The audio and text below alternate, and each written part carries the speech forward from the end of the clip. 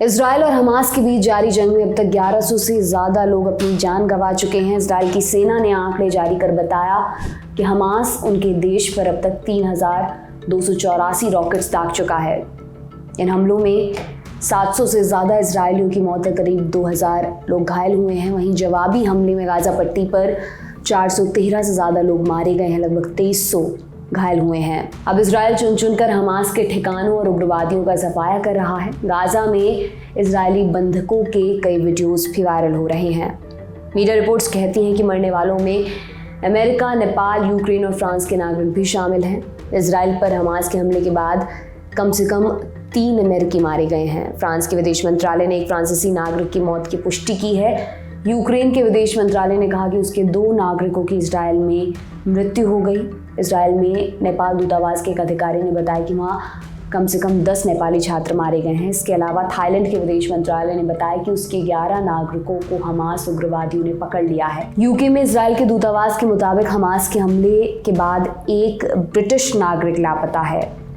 Israeli media reports के मुताबिक Israel की सेना ने हमास के 800 से ज़्यादा ठिकानों पर हमला कर दिया है। IDF यानी कि इजराइल डिफेंस फोर्स के विमान समुद्र और सिक्योरिटी फेंस के रास्ते इजराइल में घुसपैठ की कोशिश कर रहे उग्रवादियों को अपना निशाना बना रहे हैं। इजरायली सेना ये दावा कर रही है कि उन्होंने हमास के रॉकेट सिस्टम ऑपरेटर्स के एक ऑपरेशनल कमांड सेंटर और ऑपरेशनल कमांड पोस्ट पर भी हमला किया और उसे तबाह कर दिया। अधिकारियों के मुताबिक इजराइल में घुसे उग्रवादियों को भी उन्होंने ढूंढ कर मार गिराया है। सेना ने हमले से जुड़े वीडियोस भी शेयर किए। आपको बता दें कि इजराइल हमास लड़ाई के बीच एक तरफ हमास चीफ दावा कर रहे हैं कि वो जीत के बहुत करीब है, वहीं दूसरी तरफ इजराइल के प्रधानमंत्री बेंजामिन नेतन्याहू ने वादा किया कि वो गाज़ा में हमास के ठिकानों को मलबे में तब्दील कर देंगे। तमाम देश के नेता हमले की कड़ी निंदा कर रहे हैं और इजराइल के साथ समर्थन व्यक्त कर रहे हैं। कुछ देश हमास की तरफ भी खड़े हैं और कुछ देश ऐसे भी हैं जिन्होंने इस लड़ाई को लेकर अपना रुख साफ नहीं किया है। एक एक कर आपको सबके बारे में बताते हैं। अमेरिका के राष्ट्रपति जो बाइडेन ने एक पोस्ट में बताया कि उन्होंने 7 अक्टूबर को इजरायली प्रधानमंत्री नेतन्याहू से बात की और इजराइल के अधिकारों के लिए अपने पूर्ण समर्थन की पुष्टि की। बाइडेन ने लिखा, मैं साफ कहना चाहता हूं कि इजराइल की सुरक्षा के लिए मेरे प्रशासन का समर्थन दृढ़ और अटूट है। जो बाइडेन ने इजराइल को $8 बिलियन के आपातकालीन सैन्य सहायता पैकेज को मंजूरी भी दे दी है। तुर्की के विदेश मंत्री ने कहा कि इजराइल और फिलिस्तीनियों के बीच लड़ाई पर चर्चा करने के लिए वो अपने क्षेत्रीय समकक्षों से बात कर रहे हैं। तुर्की ने संघर्ष की कड़ी निंदा की और कहा कि वो व्यापक क्षेत्रों में फैलने से पहले स्थिति को कम करने में मदद करने के लिए तैयार हैं। फ्रांस के राष्ट्रपति इमैनुअल मैक्रोन ने भी इजराइल के खिलाफ आतंकवादी हमलों की कड़ी निंदा की। कहा कि वो पीड़ितों और उनके परिवारों के प्रति अपनी एकजुटता व्यक्त करते हैं। रूस के उप विदेश मंत्री मिखाइल बोगदानोव ने रूसी समाचार एजेंसी को बताया कि रूस ने सभी पक्षों से संयम बरतने का आग्रह किया है। बोले, हम इजरायलियों, फिलिस्तीनियों और अरब देशों के संपर्क में हैं। यूरोपियन यूनियन की chief Ursula von der Leyen ने कहा कि 27 देशों का समूह साफ तौर पर इजराइल पर हमास के आतंकवादी हमले की निंदा करता है। उन्होंने हिंसा को तत्काल रोकने की अपील की।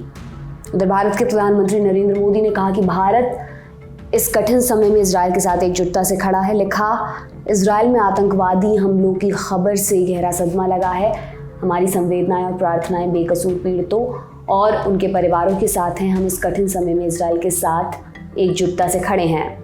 इधर ईरान के विदेश मंत्रालय ने हमास के हमले को फिलिस्तीनियों का सेल्फ डिफेंस एक्ट बताया। ईरानी विदेश मंत्रालय के प्रवक्ता कनानी ने कहा कि ऑपरेशन सत्ता हथियाने वाले शासन के चरमपंथियों के प्रति फिलिस्तीनियों की स्वाभाविक प्रतिक्रिया थी। उन्होंने बाकी मुस्लिम देशों से अल-अक्सा मस्जिद और फिलिस्तीनी लोगों के अधिकारों का समर्थन करने का आह्वान किया।